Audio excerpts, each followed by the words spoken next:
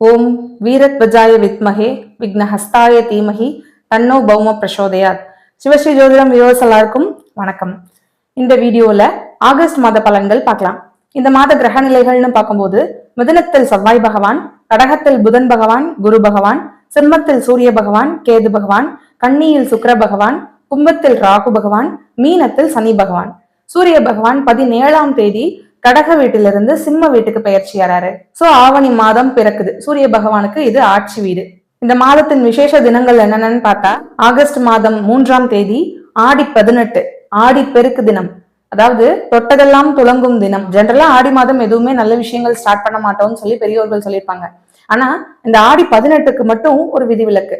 நம்ம என்ன பண்ணணும்னு நினைச்சாலும் இந்த ஆடி 18ல பண்ணலாம். திருமணம் தவிர புதுசா ஒரு ஆஃபீஸ் ஸ்டார்ட் பண்ணணுமா, தாராளமா பண்ணலாம். தங்க நகைகள் வாங்கணுமா, தாராளமா வாங்கலாம். நம்ம வீடு நிறைஞ்சிருக்கணும்னா மங்கள பொருட்களான மளிகை சாமான்கள்ல வாங்கக்கூடிய உப்பு, மஞ்சத்தூள், அரிசி, பருப்பு வகைகள், உணவு பொருட்களுக்கு வீட்டுல தடையில்லாத நிலை கிடைக்கும். வாய்ப்பு இருக்கிறவங்க தங்கம் வாங்கலாம், புத்தாடைகள் வாங்கலாம், புதுசா ஒரு ஆஃபீஸ் ஸ்டார்ட் பண்ணலாம், வண்டி வாகனங்கள் வாங்கலாம். நம்ம என்ன பண்ணாலும் அடுத்தடுத்து பெருக்கக்கூடிய பொருட்கள், சுப பொருட்கள் தாராளமா வாங்கலாம். சுமங்கலி பெண்கள் அவங்களுடைய மஞ்சள் சரடு, தாலி கயிறு மாற்றக்கூடிய சுப நாள் கூட.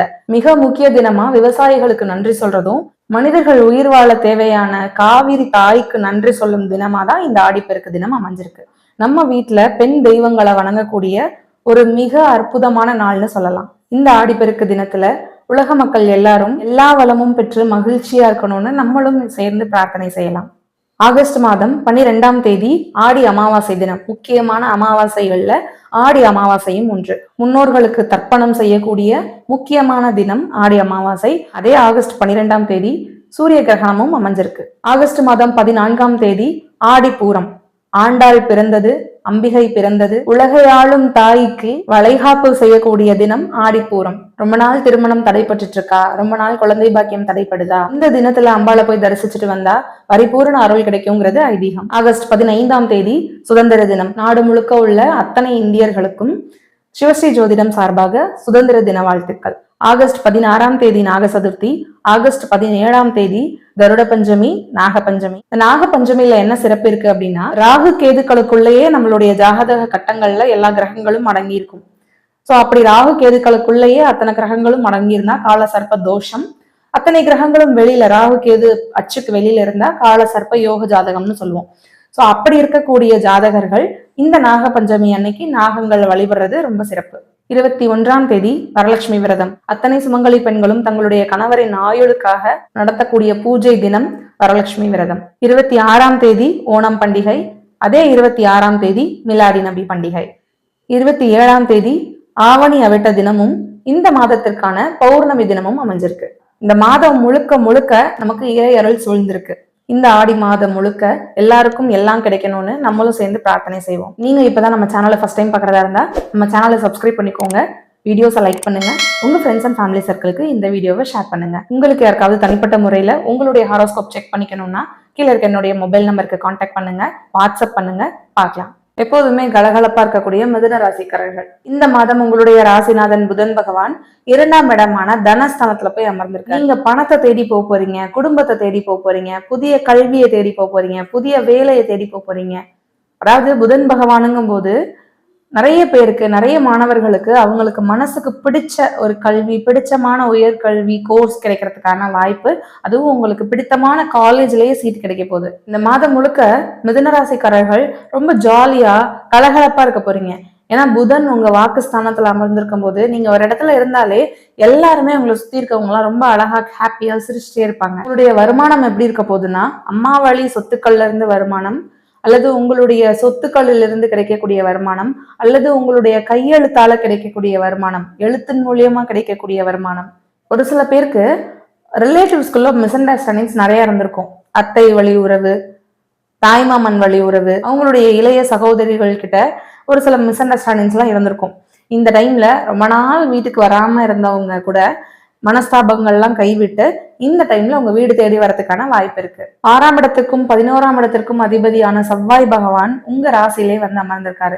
செவ்வாய் பகவான் ராசியிலே அமரும் போது நிறைய பேரு இந்த மாதம் முழுக்க மிடுக்கான தோற்றத்தோட இருப்பீங்க, ஆக்டிவா இருப்பீங்க, ஸ்பீடா இருப்பீங்க, இவ்வளோ நாள் நீங்க இருந்ததை விட இப்போ இந்த மாதத்துல இருந்து நல்ல ஸ்பீடா உங்களுடைய ரெகுலர் ரொட்டீனை பார்க்க போறீங்க. அதிகப்படியான மிதுன ராசிக்காரர்களுக்கு உங்களுடைய கணவன் வழியிலயோ மனைவி வழியிலயோ ஒரு சுப நிகழ்ச்சி நடக்க போகுது.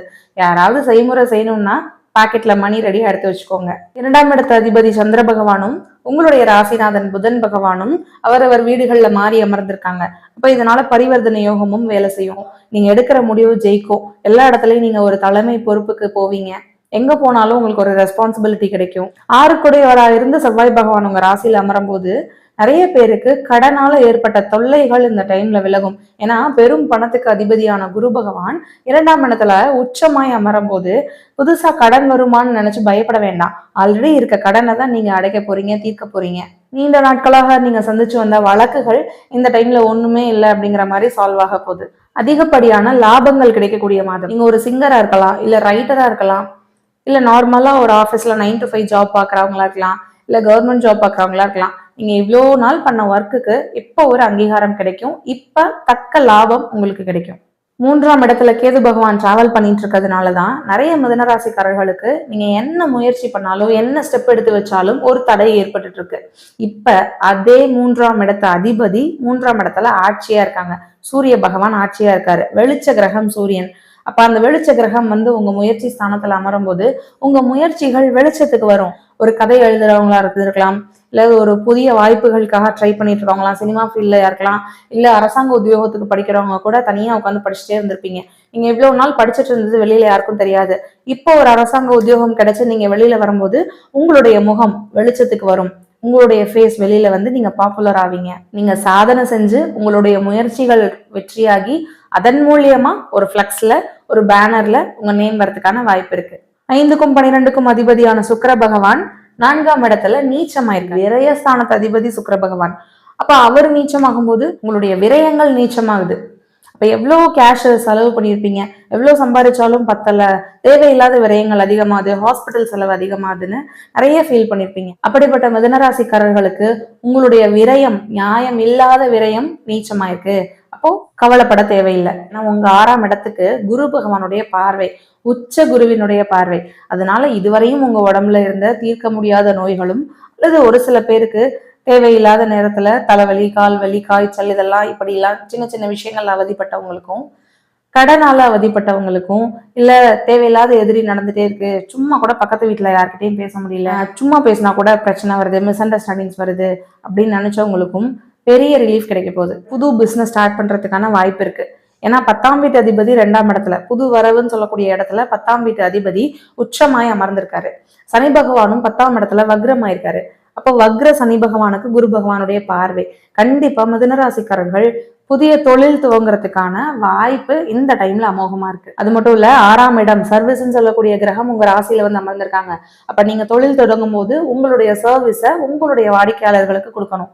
அப்போ நீங்க சர்வீஸ் பண்ண போறீங்க, நீங்க பிசினஸ் பண்ண போறீங்க, நீங்க லாபம் எடுக்க போறீங்க. ஏன்னா லாபாதிபதி தான் செவ்வாய் பகவான் உங்க ராசியிலே அமர்ந்திருக்காரு. அரசாங்க முயற்சிகள் சக்சஸ் கிடைக்கும். ஏன்னா முயற்சி ஸ்தானத்துல அரசாங்க கிரகமே அமர்ந்திருக்கும் போது, ஆட்சியாகி அமர்ந்திருக்கும் போது கண்டிப்பா அரசாங்க முயற்சிகள் இந்த டைம்ல தடையின்றி கிடைக்கும். திருமண வயதுல இருக்கிறவங்களுக்கும் அல்லது 2ஆம் திருமணத்துக்காக வெயிட் பண்ணிட்டு இருக்கவங்களுக்கும் இது ஒரு பெஸ்டான டைம் சொல்லலாம். ஏன்னா 8ஆம் இடம் தான் மாங்கல்ய ஸ்தானம்னு சொல்லுவோம். அந்த மாங்கல்ய ஸ்தானத்திற்கு குரு பகவானுடைய பார்வையும் உங்க ராசிநாதன் புதன் பகவானுடைய பார்வையும் செவ்வாய் பகவானுடைய பார்வையும் இருக்கு. செவ்வாய் பகவான் மங்களகாரகனும் சேர்ந்து பாக்குறாங்க. அப்ப கண்டிப்பா மாங்கல்ய ஸ்தானம் வலுப்பெறுது. நிறைய மிதுனராசிக்காரர்களுக்கு திருமணம் அமையக்கூடிய யோகம், அல்லது பிரிந்த கணவன் மனைவிகள் ஒன்று சேரக்கூடிய யோகம், அல்லது இன்னொரு வாழ்க்கைக்காக வெயிட் பண்ணிட்டு இருக்கவங்களுக்கும் மறு வாழ்வு கிடைக்கக்கூடியதுக்கான அமோகமான காலம். 5ஆம் இடத்து அதிபதி நீச்சமாயிட்டாருன்னு கவலைப்பட தேவையில்லை. 5ஆம் இடத்து அதிபதி 4ஆம் இடத்துல திக்பலமாயிருக்காரு. நீச்சமாகல, திக்பலமாயிருக்காரு. உங்களுடைய முயற்சி ஸ்தானம் வலுத்திருக்கு. உங்களுடைய அதிர்ஷ்டம், உங்களுடைய நல்ல நேரம் வலுத்திருக்கு. மிதுனராசிக்காரர்கள் என்ன முயற்சி வேணாலும் இந்த மாதம் நீங்க எடுத்து வைக்கலாம். பல முறை முயற்சி செய்து தோற்று போன மிதுனராசிக்காரர்களுக்கு கூட இந்த மாதம் செய்யக்கூடிய ஒரு முயற்சி வெற்றியை தரும். மிதுனராசிக்காரர்கள் இந்த மாதம் கவனமா இருக்க வேண்டிய விஷயம், உங்களுடைய தாய் தந்தையரினுடைய உடல்நிலையில கவனமா இருக்கணும். அதே நேரத்துல நீங்க தேவையில்லாத டென்ஷனை உங்க தலையில ஏத்திக்க கூடாது. நிறைய பொறுப்பு கிடைக்க போகுது, பிசினஸ் ஸ்டார்ட் பண்ண போறீங்க, முயற்சி பண்ண போறீங்க, நெகட்டிவான தாட்ஸ் உங்க மைண்ட்ல ஏத்திக்க கூடாது, டென்ஷன் ஆகக்கூடாது. இந்த மாதம் வழிபடக்கூடிய தெய்வம் சந்திர மங்கள யோகம் சேர்ந்து உங்க ராசியில அமர்ந்திருக்கிறதுனால அம்மன் வழிபாடும் முருகன் வழிபாடும் செஞ்சுட்டு வாங்க. இந்த மாதம் வெற்றி உங்களுக்கே. மீண்டும் அடுத்த வீடியோவில் உங்களை சந்திக்கும் வரை உங்களிடமிருந்து விடைபெறுவது உங்கள் ஜோதிடர் நிர்மலா இரோஜி. நன்றி, வணக்கம்.